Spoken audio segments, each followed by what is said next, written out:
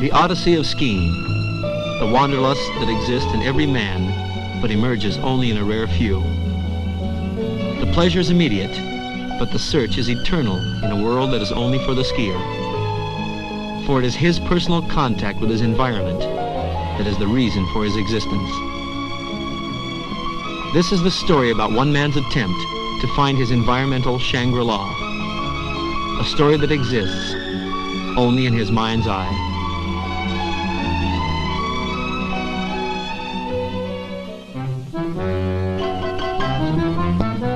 This is Beverly Hills, California, and the home of our hero, Sir Lawrence Whitecliffe III. He's president of his own brokerage firm, he's a real estate developer, and on the board of directors of over 40 corporations throughout the world. Around the house, he is known only as Mr. Lawrence.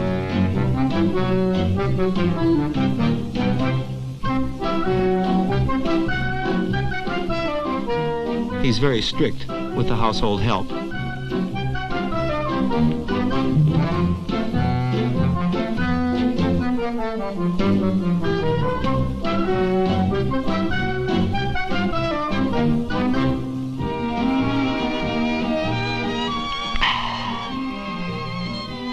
Lawrence is at peace with the world until every November and the first signs of winter appear.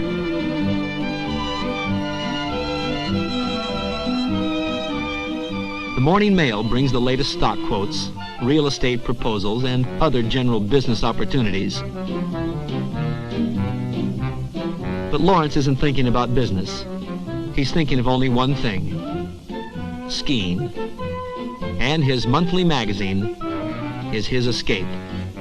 His escape into the world of the skier.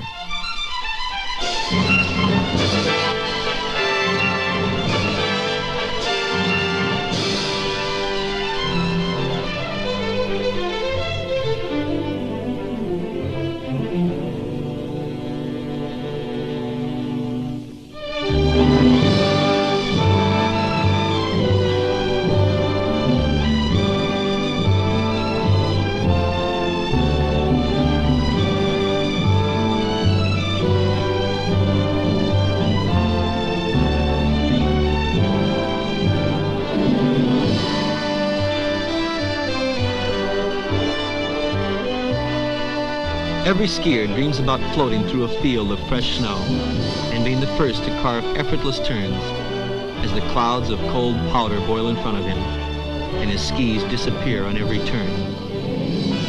This is one of the skier's worlds, the world of powder.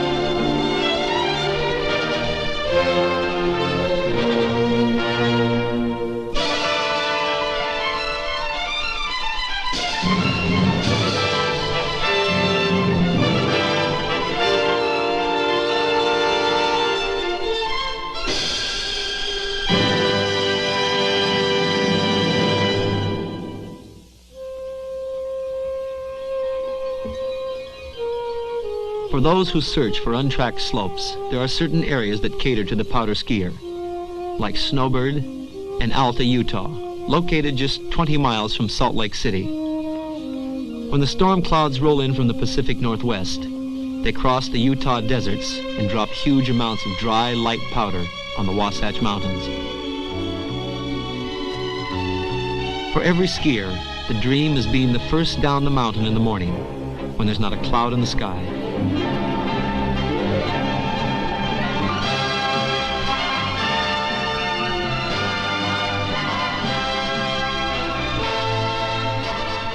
On the slope that day was Alta's Alf Engen. No one knows for sure just how old Alf is, except that he's over 60.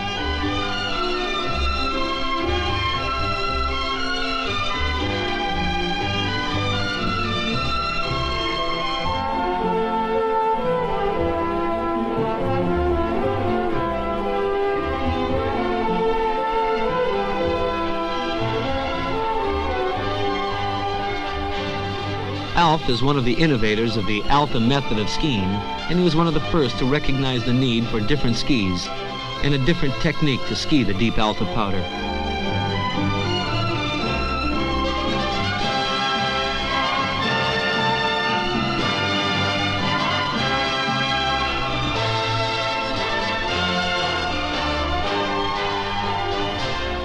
Adjoining Alta is Ted Johnson's new powder mecca, Snowbird, where you'll find skiers like Lyle Waldron, the smoothest man on the mountain.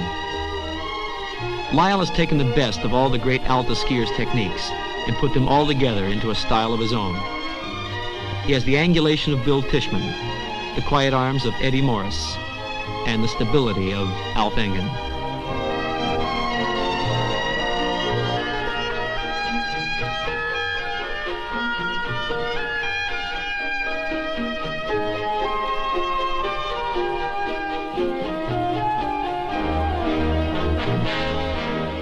Another Snowbird regular is Al Geibel, and like Waldron, is complete master of every turn. Today, he'll ski until it's almost dark. Often, Al is the last one off the mountain, especially when the spectacular desert sunset begins to cast a warm amber glow on the Wasatch Range, and Al Geibel makes the last run down, absorbed in a fantasy world of cold powder and warm light.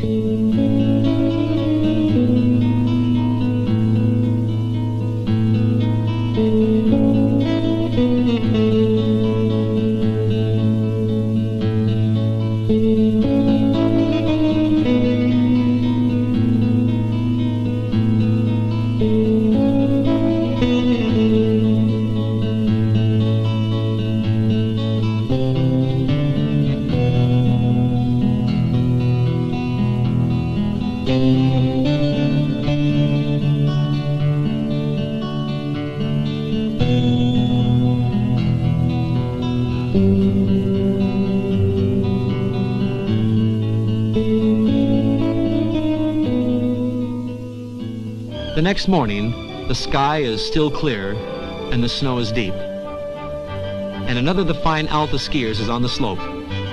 Dr. Paul Stewart from San Jose, California. As Stewart starts down a run called High Greeley, other skiers watch from the ridge. Seldom do you see powder enthusiasts all attacking the same slope at the same time. True deep snow skiers usually take turns being the first one down.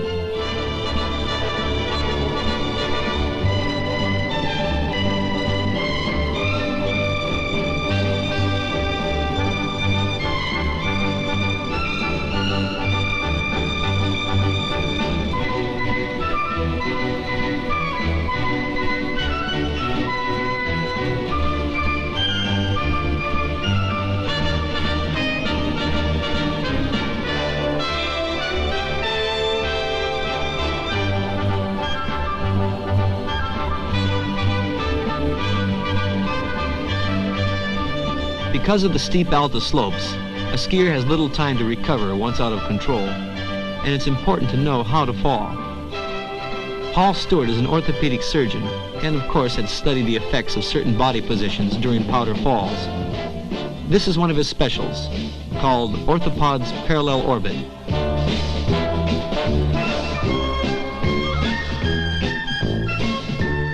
One of Stewart's favorites is used when the run gets narrow and there's no place to go.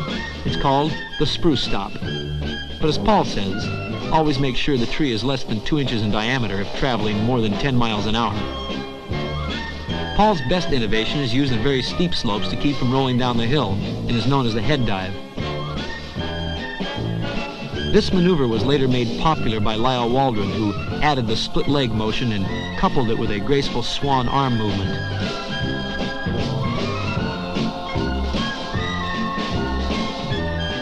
But Stewart's not to be outdone. A special for fast stops at slow speeds is his sliding body check, coupled with his disappearing act. Bob Smith demonstrates a Stewart spruce stop. Notice how the wrong size tree was selected. This could be dangerous at high speeds. Open slopes call for a more reckless stopping technique. Most popular is the egg beater. Then there's the submarine sink. Of course, most prefer the fanny flop or the sidewinder slip. Although the sidewinder leaves you facing downhill. But with a little effort, you can add a half twist and see behind you. And then there's the photographer's special, only done under blue sky with a sunburst background. The main thing is not to be self-conscious. You might think everybody is looking at you when you fall, but don't worry, they are. Another favorite pastime to be enjoyed in powder is cliff jumping. Just find a big cliff, jump off. There's not much to worry about. The landing is soft and there's little danger.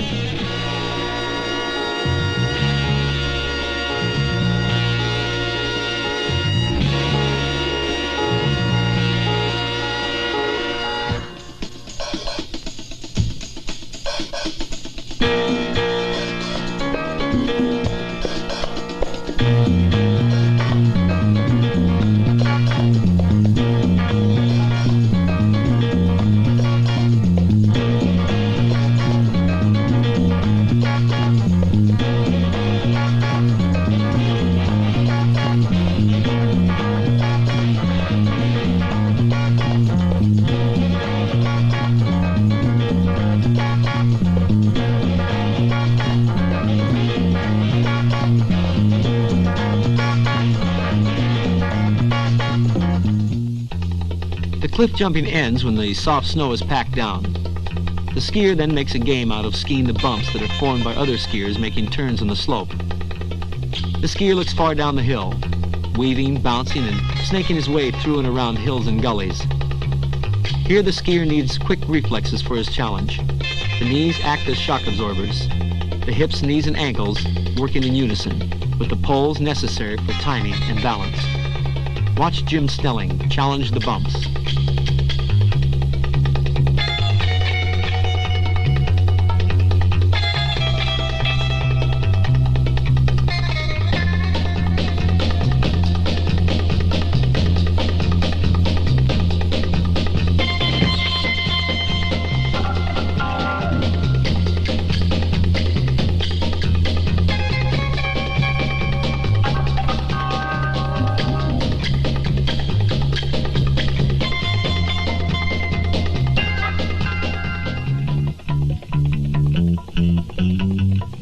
One of the best skiers in these conditions is Bob Burns of Sun Valley, Idaho. Burns has devised his own technique to stay on the snow and to keep the bumps from throwing him too high into the air.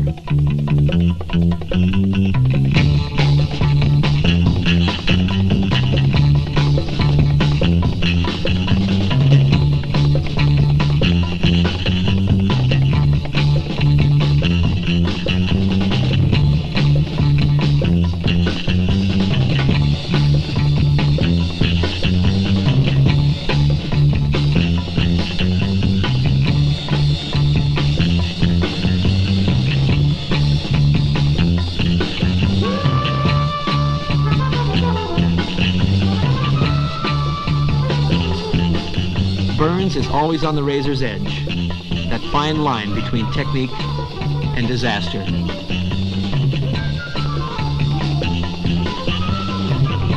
A technique that combines utter chaos and sheer beauty.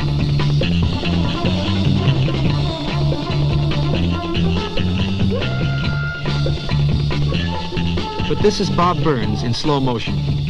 Now watch him at regular speed.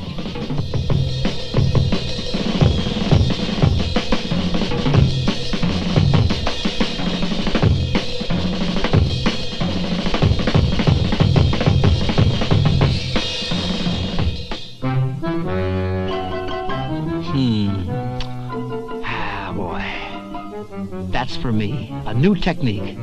I'd better get up to the valley and give it a try. Let's see, where's that chauffeur?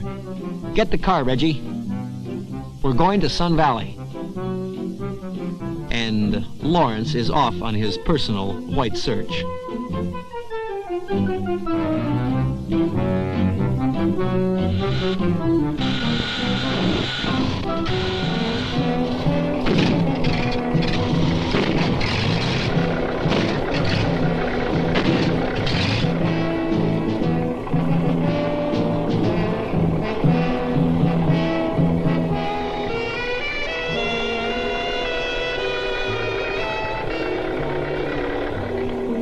Sun Valley, Reggie.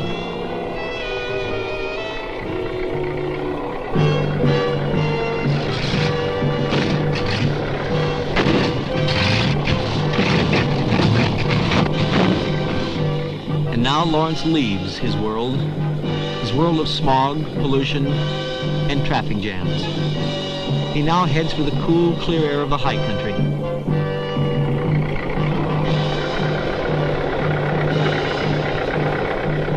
However, 300 miles and 6 hours later,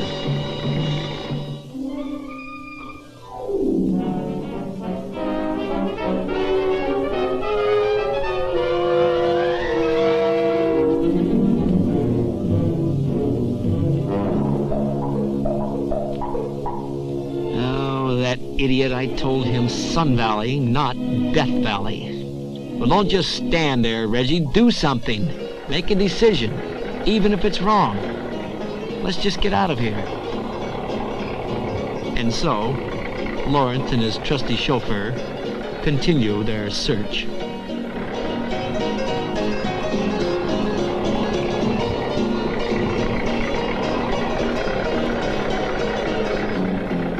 But at the same time, some 8,000 miles away, the European competition circuit is just beginning.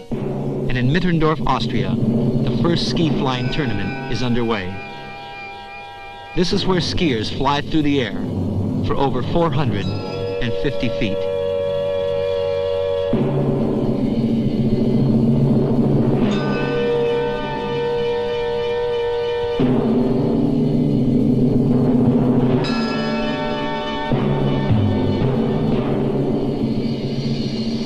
The jumpers wear soft football-like shoes. Their skis are heavier and longer than regular skis, with many grooves in the center to keep the ski tracking down the in-run. The bindings allow the jumper to lean far forward.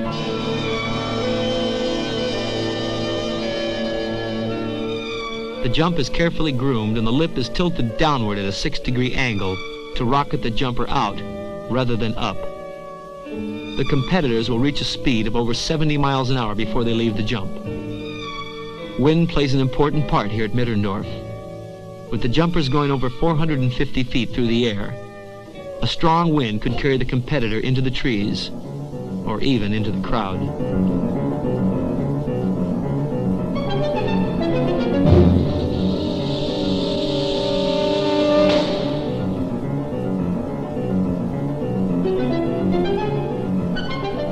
Falls are frequent, but seldom does a jumper get hurt. They're taught to relax when they fall, and because of the steep grade of the hill, they usually slide down unharmed. In the air, the jumpers lean far out over their skis, arms down to their side. Small movements of the hands control the flight.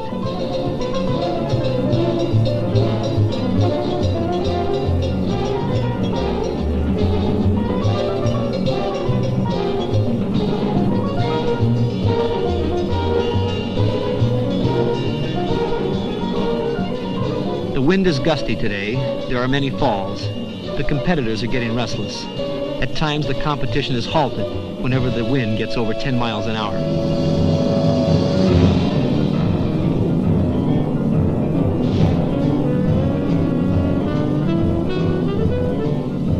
The wind comes up again. The meet is halted.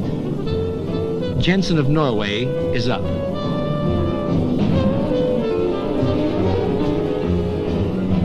Finally, the wind subsides, and Jensen gets the okay. He takes his place in the start. And just as soon as he starts down the long in-run, the wind starts to come up again, but it's too late. Jensen leaves the lip at over 70 miles an hour with a 30-knot crosswind. The wind gets on top of his skis. Soon he's going head first, straight down.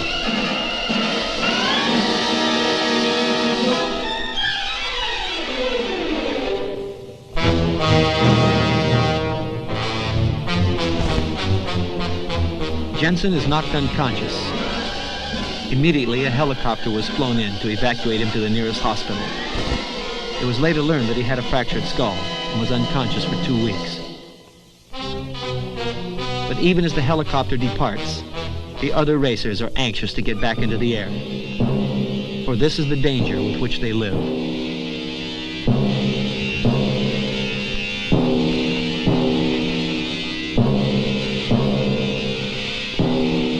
Ski flying is different than ski jumping.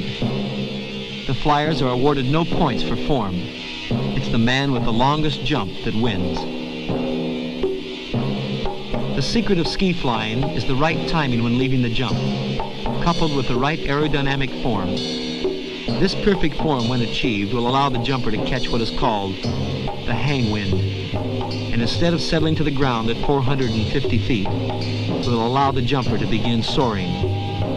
One such hang wind enabled the jumper in Norway to break the world record and fly over 550 feet.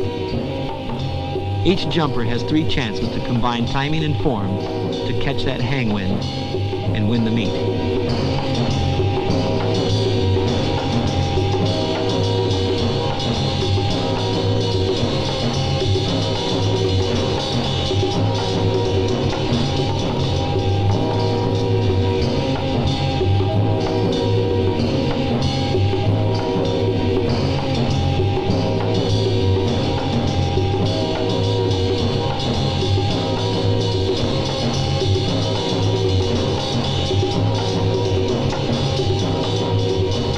Lars Greeny soars over 472 feet to take the lead from the Russian, and it looked as though the first place prize was his.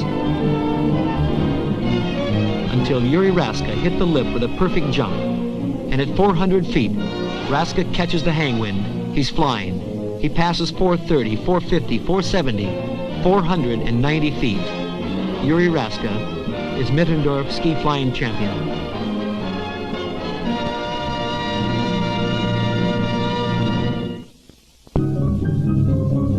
Another type of competition for the skier is downhill racing.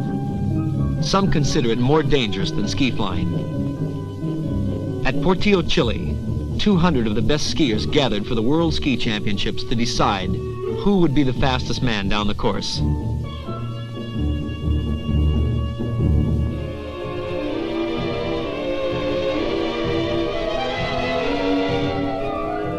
In the starting gate is France's Jean-Claude Killy, skier of the decade. The course is 2.5 miles long with a vertical drop of 3,000 feet. The downhill is extremely difficult. The turns at the top are wide and fast. If a racer applies too much pressure on the edge of his skis as he makes his turn, it will cause him to lose speed. He must stay in a crouched position for the least amount of wind resistance, sometimes building up speeds well over 70 miles an hour.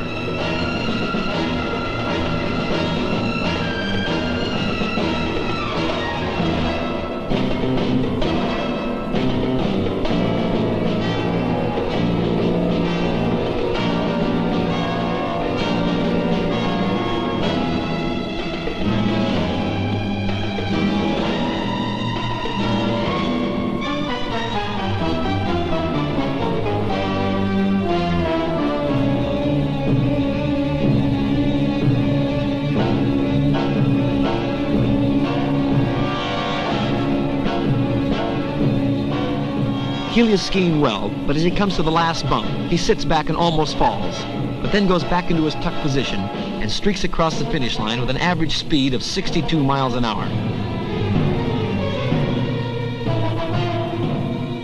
Others try to beat Keely's time, but many had problems with the last bump, which was in sight of the finish line. Some couldn't handle the landing and fell. Others made sensational recoveries.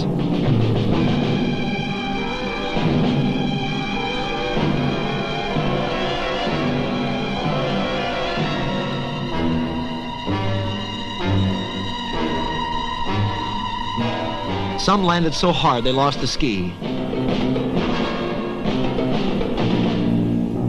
But the biggest disappointment came to France's Guy Perriat, who had the fastest halfway time. He was skiing well when he approached the last bump, and it looked like he would be world champion and beat his own teammate, Keely. Perriat is streaking for the finish line, and only the last dangerous bump is between him and the world championship.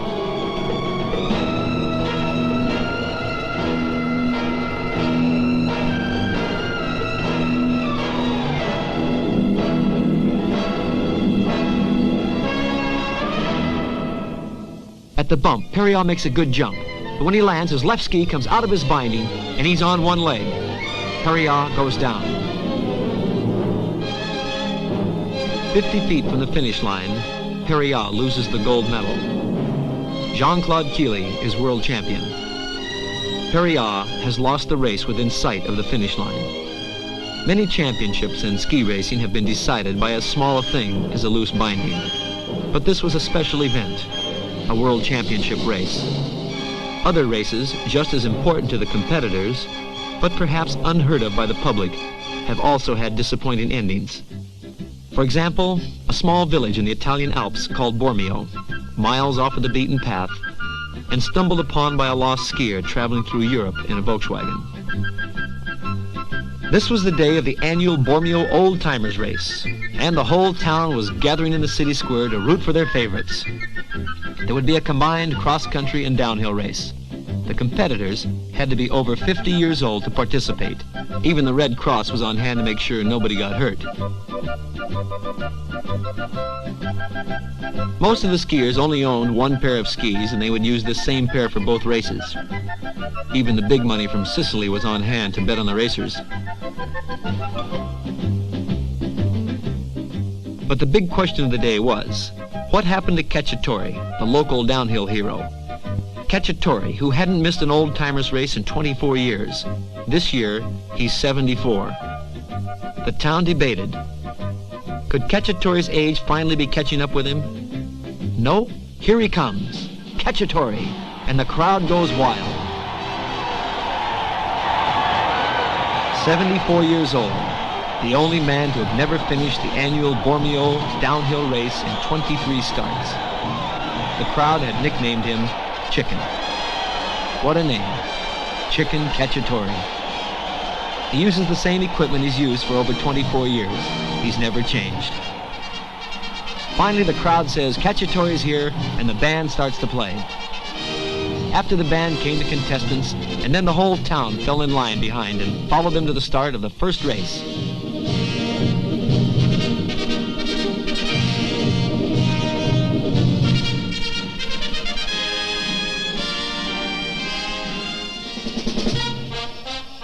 first race would be the cross country.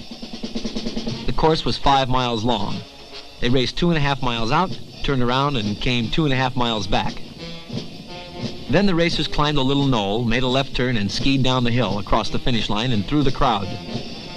And everybody being 50 years or older, the finish after a 5-mile race was no less than spectacular. I made it. Everybody crossed the finish line and nobody got hurt. And everybody had a smile on their face. They were all racing for the honor of their families. They were rooted on by aunts and uncles, brothers, sisters, nephews, nieces, children, and grandchildren. But that was the cross country. The downhill race was a little more dangerous, and it took more courage to run this race. It was about 1.5 miles long, very steep and very fast.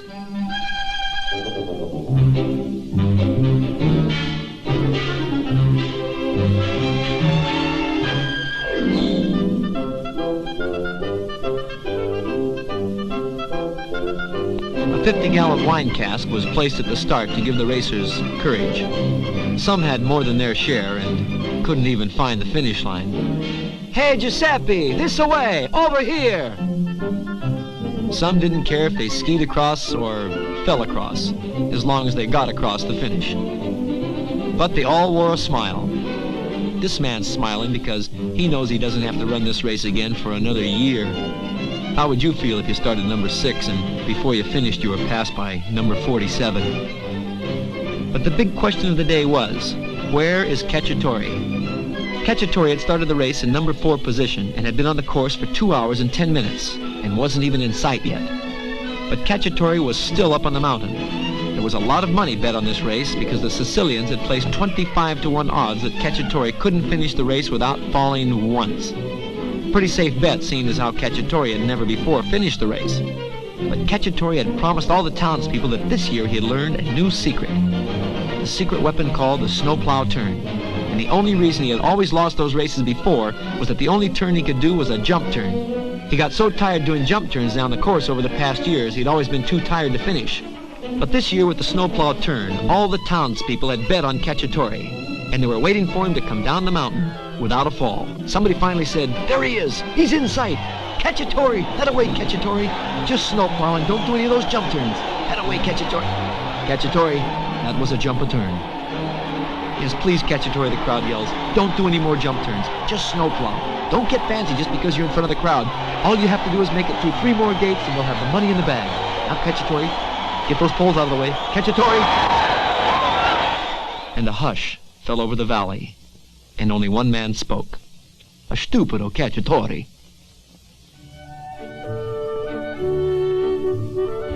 Bormio is only one of the unusual places a skier may stumble upon while lost on a white search. There are many, and just as skiers have never heard of the Bormio Old Timers race, they are just as unaware that there is skiing in Lebanon. Just 2 hours from Beirut, there's a ski area called the Cedars.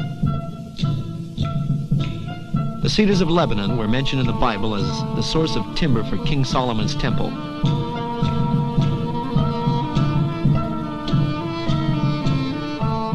Here at the Cedar ski area, there are 2 T-bars and 1,500 feet of vertical drop, and enough snow to ski on during the winter.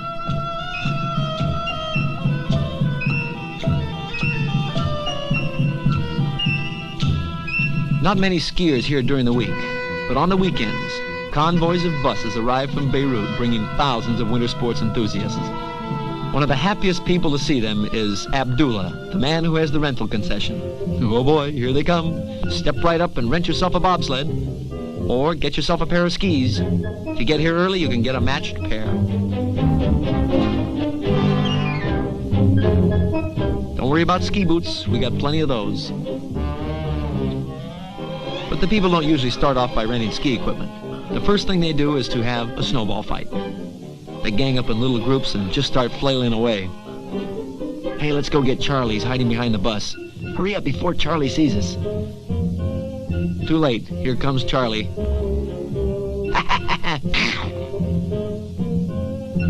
You've got to be tough to be in a Lebanese snowball fight. I saw 2 guys ganging up on one guy. But he didn't care because he was a happy fellow. As a matter of fact, he was rather gay. Hey, you guys, just hit the coat. Over here. Ooh, here comes a bobsledder. Olay. Come on, you guys, now. Just be careful now. Let's not get serious. Ooh, that was kind of a tough one. Just the coat. Remember, just hit take that, you. Ooh, this is so much fun. Throwing snowballs. There. Okay, now, be careful. Throw one over this way. Oh, that's too hard. You mussed my hair. But I'm not mad. But some Lebanese take their snow time a little more seriously. This man was learning to be a downhill racer and had just mastered the Lebanese crouch.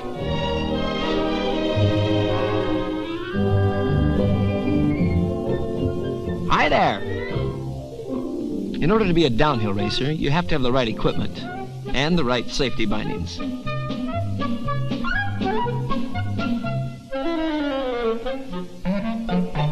And with good equipment like this, high speeds on the slopes are not uncommon. The formative stages of downhill racing start with the straight schuss. His partner says, you're doing fine. In another week, you'll be ready for the crouch. But bobsledding seems to be the big thing in Lebanon. And they say there's nothing like a high-speed run down the mountain with the wind stinging in your face, bringing tears to your eyes.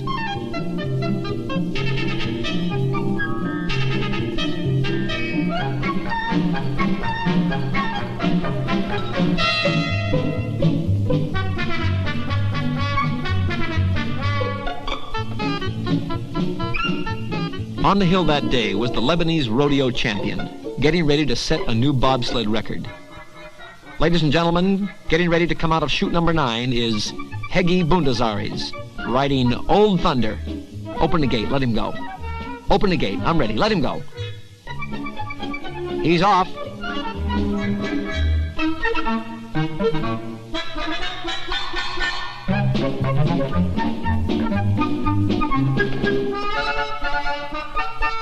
They've devised a new stop in Lebanon called the hop, skip, and the jump with the cartilage release.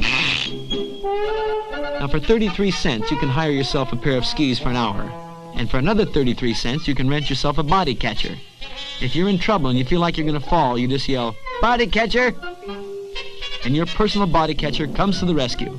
You're doing fine, man. Lean forward. Don't give me ski lessons, man. Catch me. I got you. There was about an inch of new snow over a 6-foot base of rock, and with conditions like these, it's best to turn in your sled. Yes, turn in your sled and head for Beirut to learn more about Lebanon.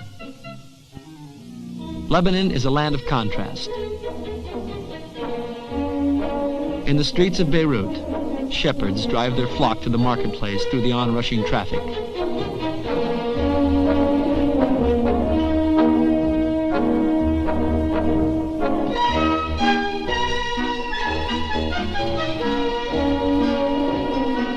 To protect the sheep, the herders have crossing guards. The man in the blue jacket was a crossing guard. He'd never had his picture taken, so he really turned on for the camera. Watch this.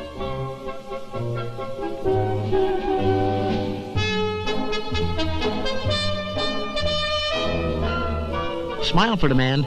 Say cheese. He was really happy. He was so happy he even kissed the herder. And then he headed for the cameraman. Oh, no, you don't, buddy. Farther down the street, stonemasons, using the same methods their forefathers used thousands of years before, were busy shaping stones for modern construction.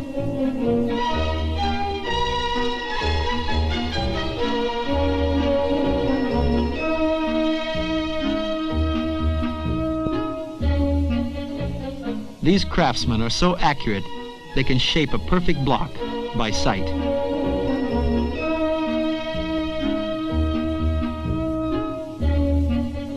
This stone may be used as curbing in the streets of Beirut, or in a modern stairway.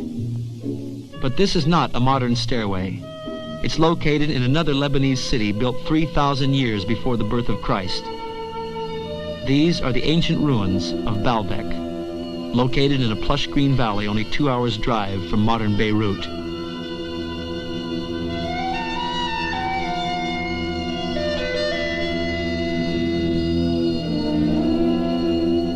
Baalbek was built by the Syrians as a worship place for the sun god Baal.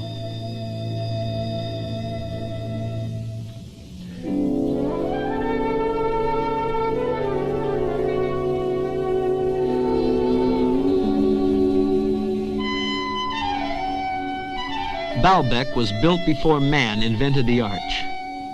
This 80-foot-high entryway is held upright by a 20-ton wedge stone in the top.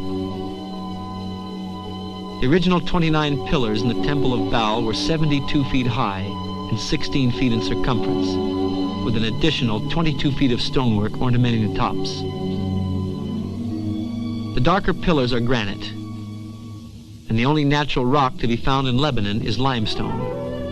So the granite had to be loaded on barges and sailed 250 miles across the Mediterranean. Archaeologists still cannot explain how some of these huge stones were lifted into place. The largest cut stone in the world lies here in Baalbek, weighing more than 2 million pounds.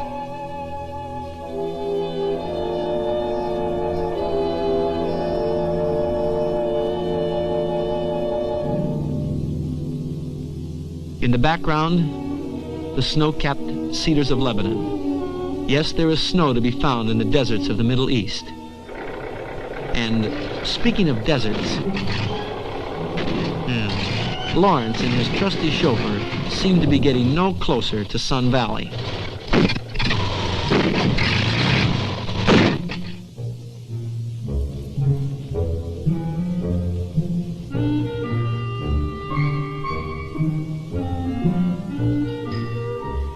Ooh, boy, I'm in trouble now.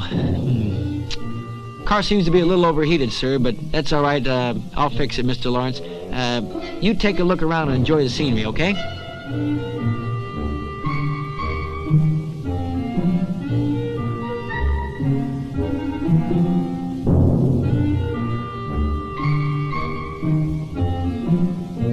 Don't worry about a thing. I'll have us back on the road to Sun Valley in just a moment there, Mr. Lawrence. Okay, fix the car. I'll look around.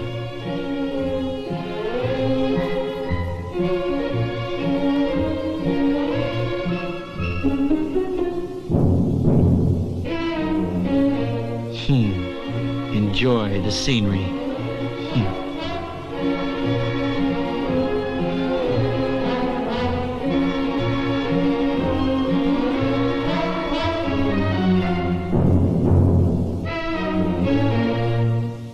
Well, it seems the problem is a little bit more serious. Lawrence is not very happy with Reggie's performance underneath the truck. He offers words of advice, and Reggie, of course, answers him by... But meanwhile, Lawrence absorbs himself in his skiing magazine, trying to escape from the hot sands. Aspen. That looks like a pretty good place. Aspen, Colorado, one of the greatest ski towns in the world, located just 200 miles from Denver, where every year they greet the new winter season with a festival called Winter Skoll. Everyone turns out for a week of festivities, and a parade is put on by the townspeople to welcome skiers that arrive from all over the world.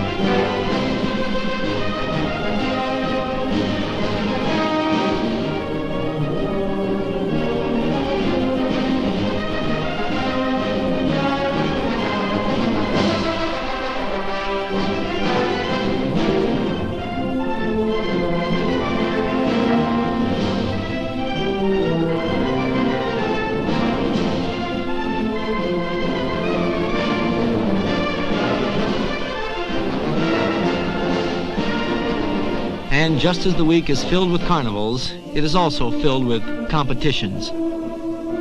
One of the most popular events is the Deli Duel, a slalom race between the two Aspen delicatessens, where the competitors stop at each gate and must eat all of what the other team has prepared for them before continuing.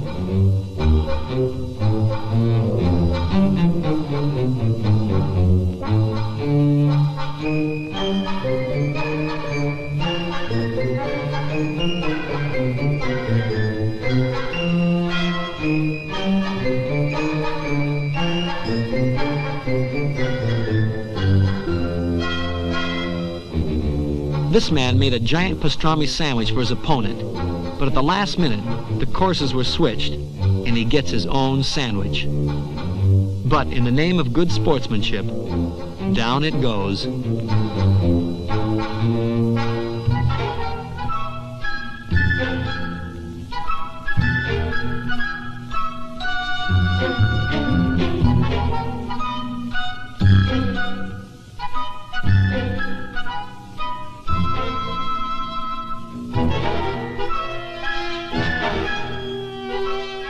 The combined times were close, and a runoff between the team captains was in order. And at the last gate, both teams were neck and neck, hand in hand. The losers will have to cater a giant party for the winners.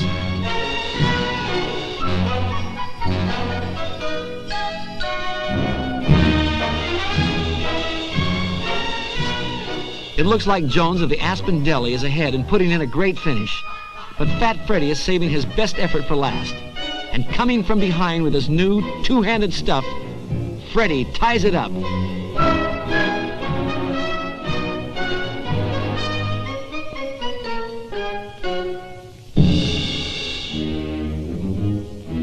Yes, there's something for everyone at winter school.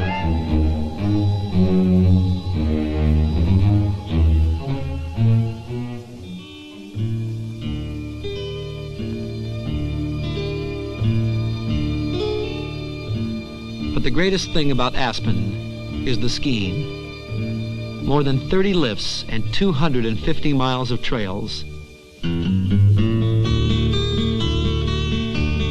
Enjoying the early morning skiing is Tom Leroy, followed by Canadian Olympic skier Stephanie Townsend and U.S. ski queen Betsy Glenn.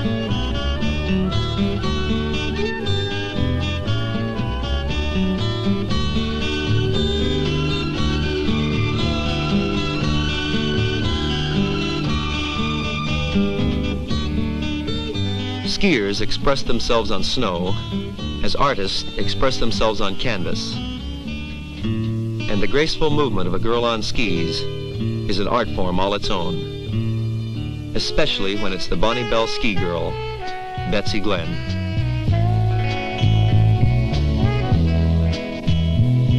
Ski girl to me, girl, your world is so free, girl.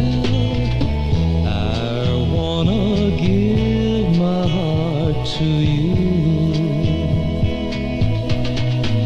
your free spirit, I hear it, I want to be near it, I long to hold you, yes I do.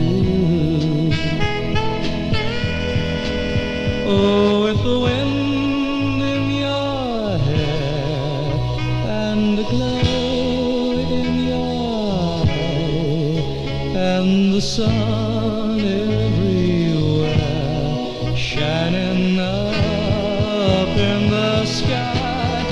To you, life's so groove, and I love how you move, and I just wanna be with you. Ski girl to me, girl, your world is so free, girl.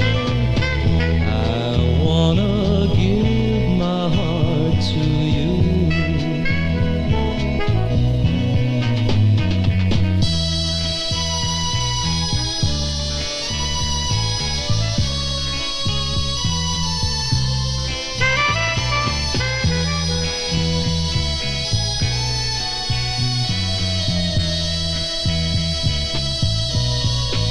Oh, free spirit, I hear it. I want to be near it.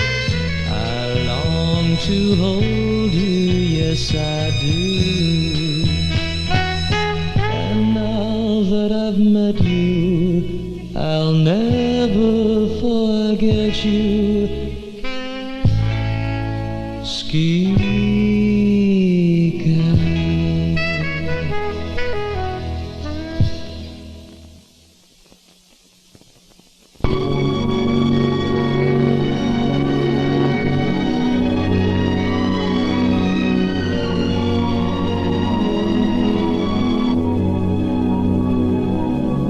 Colorado's 14,000-foot Pyramid Peak shadows one of the best deep powder runs in North America.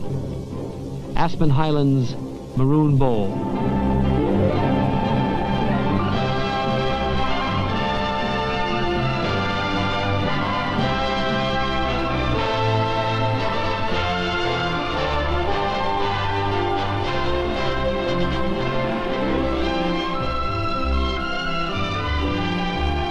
Here there are no trails.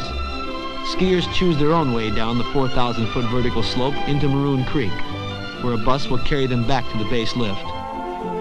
After a scenic 45-minute ride back up the mountain, they'll be ready for another run.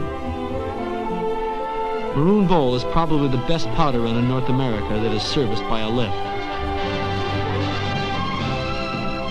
A good powder slope is determined by the sun's angle to the snow. In Maroon Bowl, the sun is always at the skier's back, and it appears as though he's floating through a field of diamonds. One of the best in the deep stuff is Bob Smith. Smith spends 6 months of the year on his personal search for powder snow conditions. Here in the bowl, a skier is removed from man-made trails and noisy lifts. It's runs like these where he is totally involved in his environment. The perfect combination between sport and nature.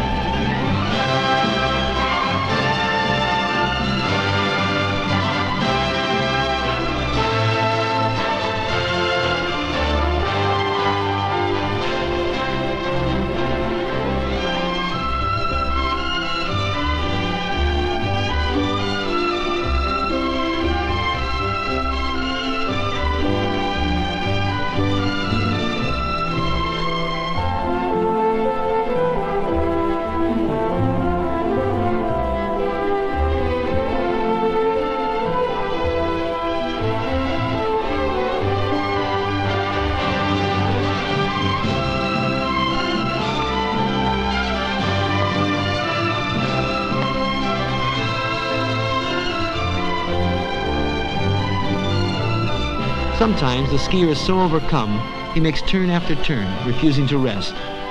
When his legs finally give out, all he can do is lie in the snow and admire his initials.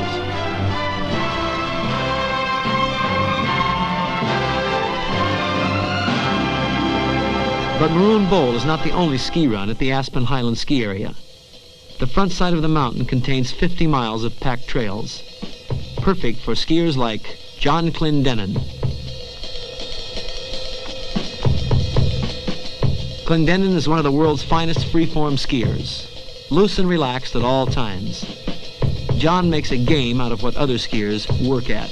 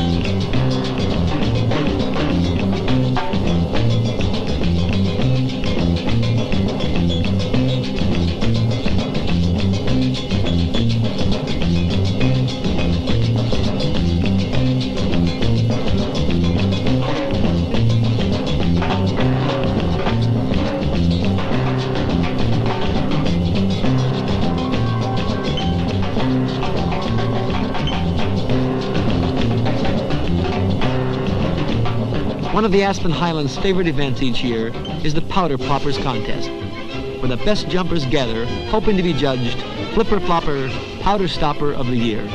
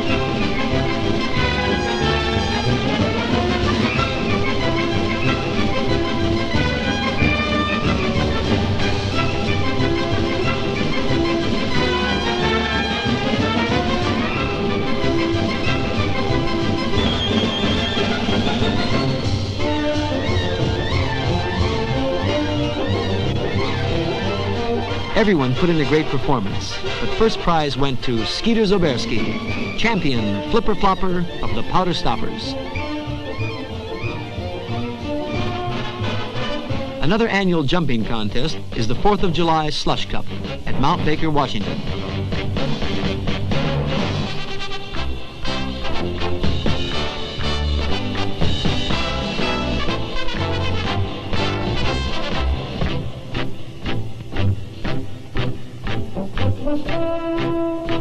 Everyone here has a good time, and the only object is to do something spectacular before hitting the 33-degree water.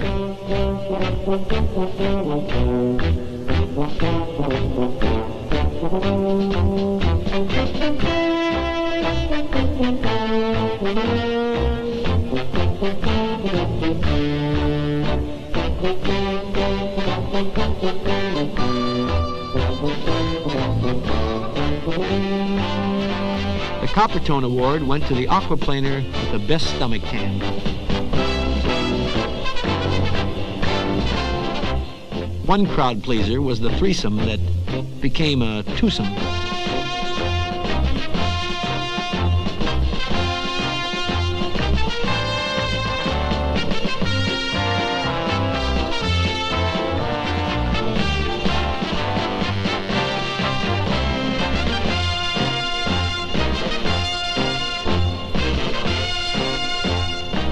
The Seeing Eye Dog trophy went to the air mattress rider that not only missed the jump, but completely missed the pond.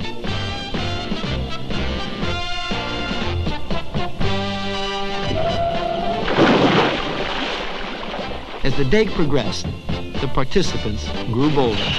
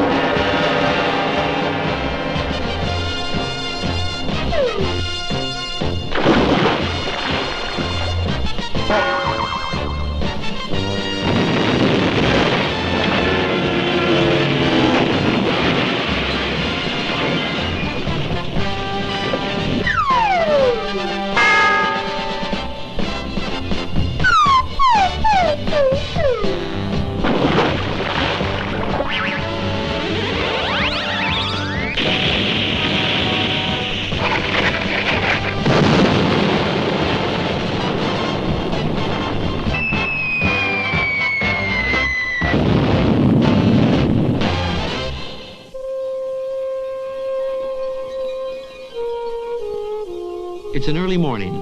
The sky is clear. There's a bite in the air, and the mountains are covered with white magic. Sun Valley, Idaho has a foot of new snow.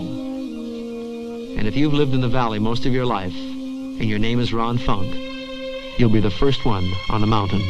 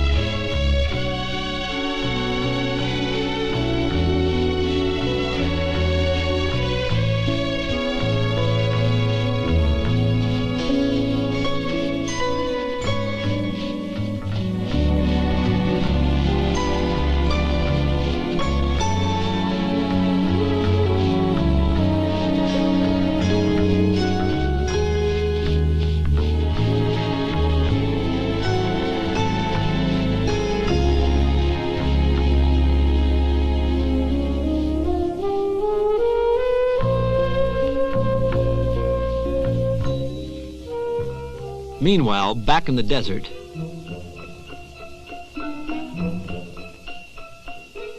hi there. Hi. Huh?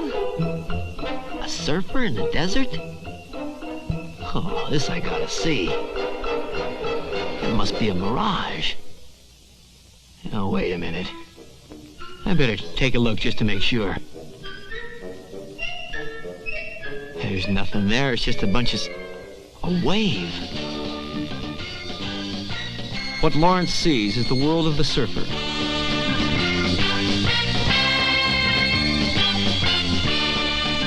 Surfing, like skiing, calls for a tremendous amount of balance and coordination. If you don't stay just ahead of the breaking white water, it's known as a wipeout.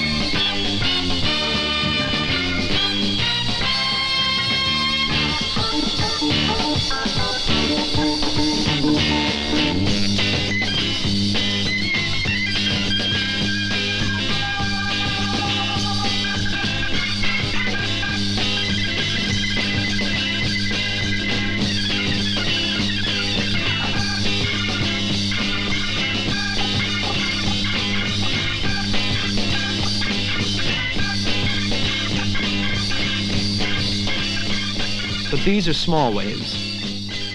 Every winter, big storms in the Arctic cause huge swells to march down the Pacific and break on Hawaii's North Shore at a place called Waimea Bay.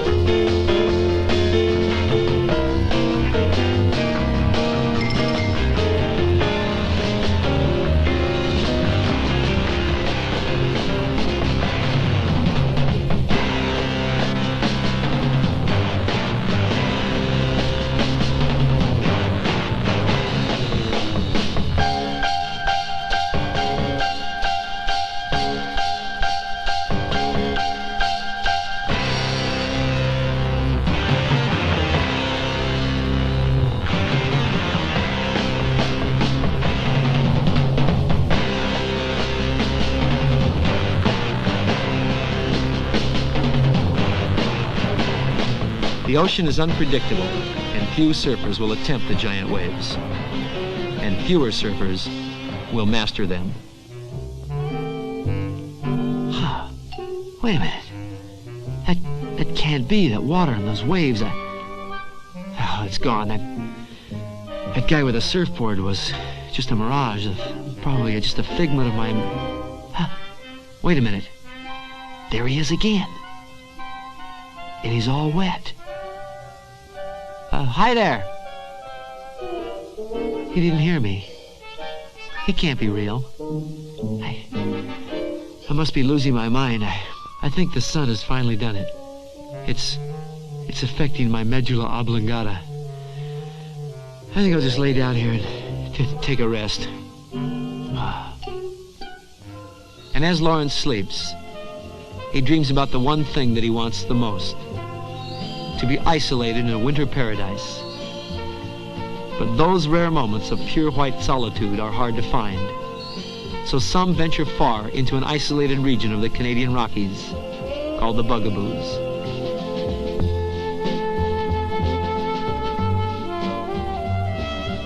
These are skiers in search of their white Shangri-La. They come from all over. A contractor from Los Angeles, a meat packer from Pittsburgh, oil man from Dallas, ski patrolman, doctor, fashion model, a dermatologist. They all come with one purpose, one dedication: to ski powder snow.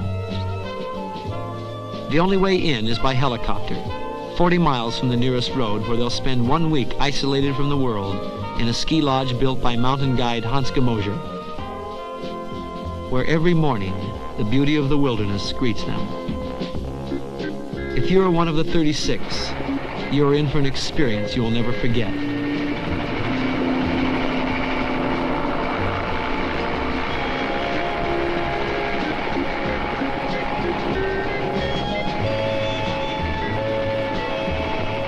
Each day, your private lift will pick you up at the lodge and fly you into a skier's mecca that has been seen only by a privileged few. This is the Bugaboos.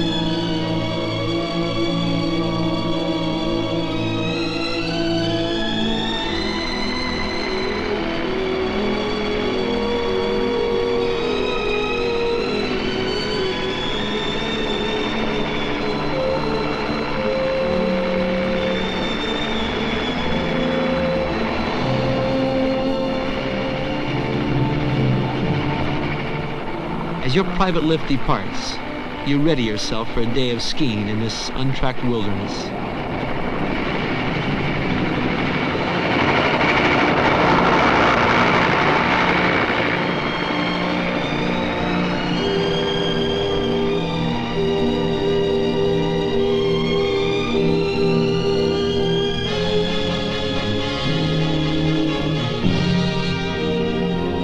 stand atop the world, ready to meet your personal challenge, to float on an endless field of snow and let your private thoughts be submerged on the rugged slopes of the Canadian Rockies.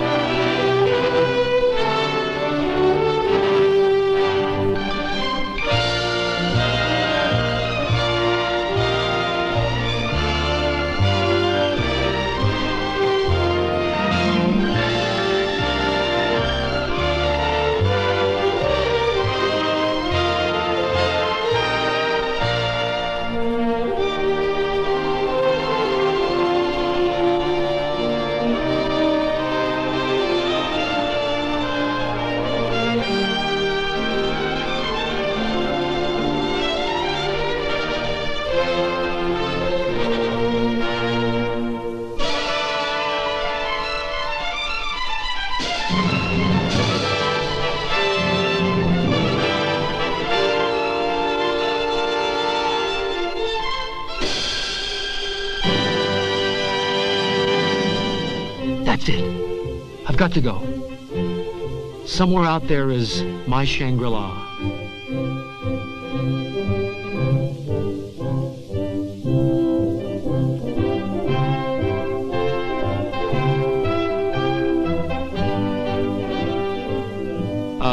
Mr. Lawrence, where are you going? It's 110 degrees out there. But Lawrence can't hear. He's on his way to communicate with his winter paradise. He's going skiing. What an idiot. Just when I got the car fixed, too. Well, he can go his way and I'll go mine. I'm tired of looking for snow anyway. Sun Valley, Death Valley, I don't care where it is, I'm going home.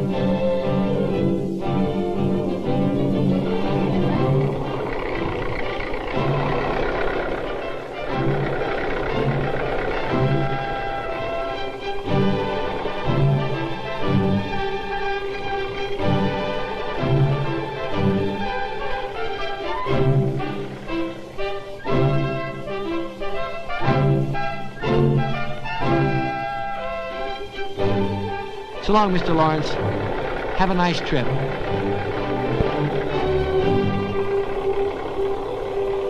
Some say that Lawrence is nothing but bleached bones in the desert, that he never made it to those white fields of powder. Others say that he did make it, that he started a new life, changed his name and grew a white mustache, and was last seen leading a group of marauding skiers through the Rockies, having the time of his life.